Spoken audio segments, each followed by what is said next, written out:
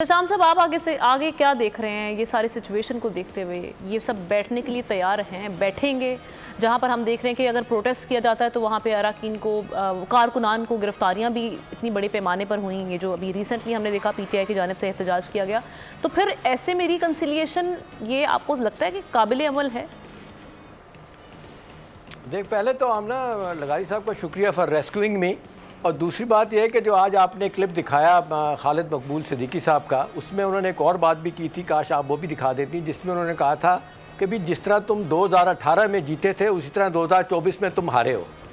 देखिए 1970 से लेके अब तक 11वां इलेक्शन है, 11-12वां मैंने अल्हम्दुलिल्लाह सारे कवर किए हैं। 44 साल मुझे हो गए इस प्रोफेशन में। मेरा ख्याल इतना ही टाइम लगारी साहब को हो गया, हमको प्रोफेशन के लेटर एंट्रेंट तो है नहीं है, सारी चीज़ें देखी हैं।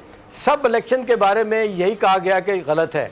2013 का इलेक्शन तारीख की किताबों में सही लिखा जाएगा, इसलिए कि वो सुप्रीम कोर्ट में जुडिशल कमीशन बना था तो उन्होंने कहा था कोई ऑर्गेनाइज रिगिंग नहीं हुई जब बानी पीटीआई केस लेके गए। तो बहरहाल पैड़ी है, अच्छी है, जैसी भी सुप्रीम कोर्ट है हमें उसकी बात माननी पड़ेगी। अब सवाल यह है कि जी ये आज का जो इलेक्शन है कि इस तरह के पहले इलेक्शन नहीं हुए। मेरा ख्याल आज की सबसे अहम बात आमना क्या है कि आज जब प्राइम मिनिस्टर साहब हल्फ लेने के लिए गए थे, आप देख लें पूरी एंटायर डिप्लोमेटिक कोर बैठी हुई थी। चाइनीज़ एम्बेसडर बैठे होते, अमेरिकन एम्बेसडर, यूरोपियन यूनियन के सारे बैठे होते।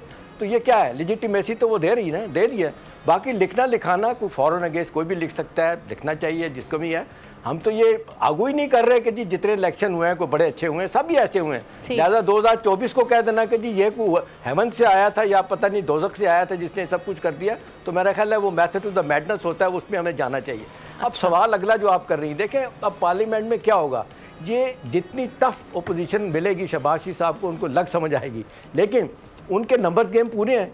उन्होंने कानून साजी आइन साजी करनी है, वो कर लिया करेंगे। वो उनको कोई ज़रूरत नहीं पड़ेगी कि बानी पीटीआई की तरह आए रोज़ कहेंगे जी आरिफ अलवी साहब आप ऑर्डिनेंस जारी कर दें। तारीख के सबसे ज़्यादा ऑर्डिनेंस उन्होंने जारी किए थे।